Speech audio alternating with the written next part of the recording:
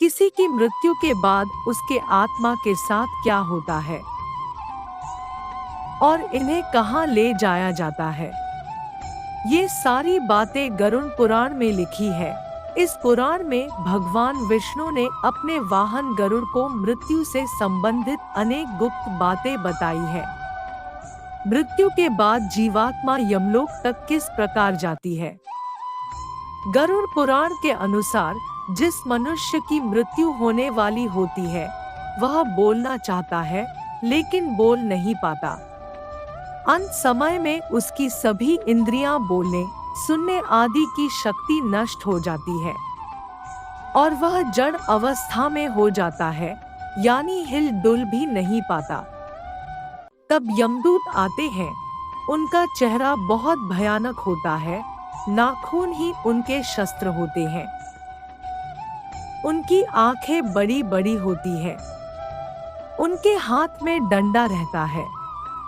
यमराज के दूतों को देखकर प्राणी भयभीत होकर अपने परिजनों को बुलाता है और कहता भी कि यमदूत आए हैं, मुझे बहुत डर लग रहा है, लेकिन उसकी बातों से कोई फर्क नहीं पड़ता।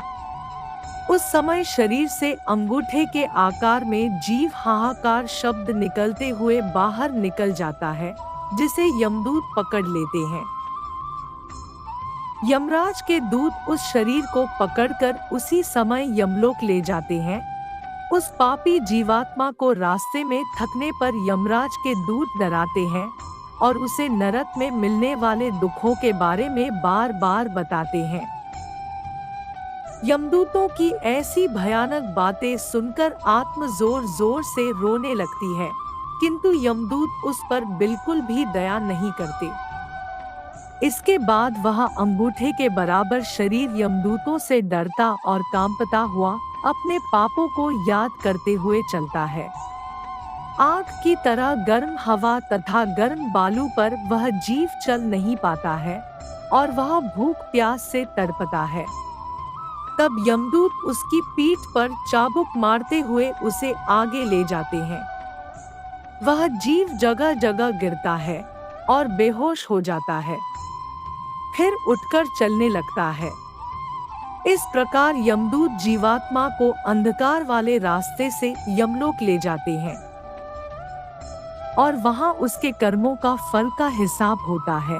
आत्मा अपनी कर्मों पर रोती है, क्षमा मांगती है, लेकिन वहां उसको कोई नहीं मदद करता है।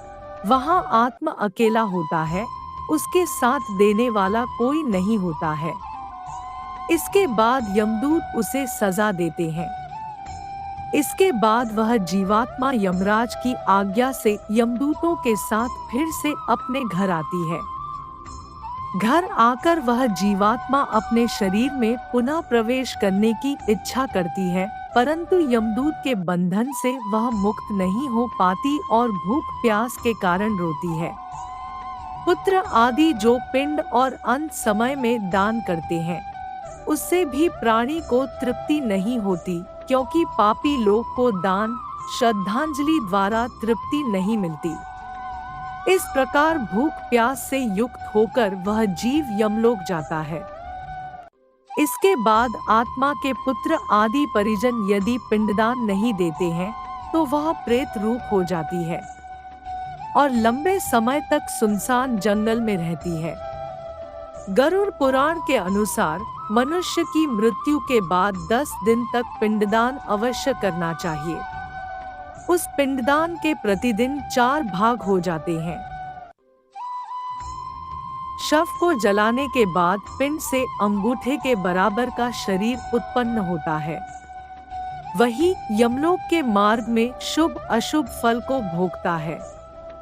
पहले दिन पिंडदान से सिर, दूसरे दिन से गर्दन और कंधे, तीसरे दिन से हृदय, चौथे दिन के पिंड से पीठ, 5वें दिन से नाभि, छठे और 7वें दिन से कमर और नीचे का भाग, 8वें दिन से पैर, 9वें और 10वें दिन से भूख प्यास आदि उत्पन्न होती है। ऐसे पिंड शरीर को धारण कर भूख प्यास से व्याकुल प्रेत 11वें और 12वें दिन का भोजन करता है। यमदूतों द्वारा 13वें दिन आत्मा को बंदर की तरह पकड़ लिया जाता है। इसके बाद वह आत्मा भूख प्यास से तड़पता हुआ यमलोक अकेला ही जाता है। यमलोक तक पहुंचने का रास्ता वैतरणी नदी को छोड़कर 86,000 योजन है। 47 दिन लगातार चलकर आत्मा यमलोक पहुंचती है। इस प्रकार मार्ग में 16 पुरियों को पार कर पापी जीव यमराज के घर जाता है। इन 16 पुरियों के नाम इस प्रकार है: सौम्य, सौरपुर, नगेंद्रभवन, गंधर्व, शैलागम, क्रौच, क्रूरपुर, विचित्रभवन, बहवापाद, दुखद, नानाक्रंदपुर, सुतप्तभवन, रौद्र, पयोवर्षण, शीतढ़, बहुभीति। इन 16 पुरियों को पार करने के बाद आगे यमराज पुरी आती है। पापी प्राणी यम पाश में बंधे हुए मार्ग में हाहाकार करते हुए अपने घर को छोड़कर यमराजपुरी जाते हैं। फिर इसके बाद जो जैसा कर्म किया होता है उसका उसके हिसाब से दूसरा जन्म मिलता है। ऐसे ही और वीडियो देखने के लिए चैनल को सब्सक्राइब जरूर कीजिए।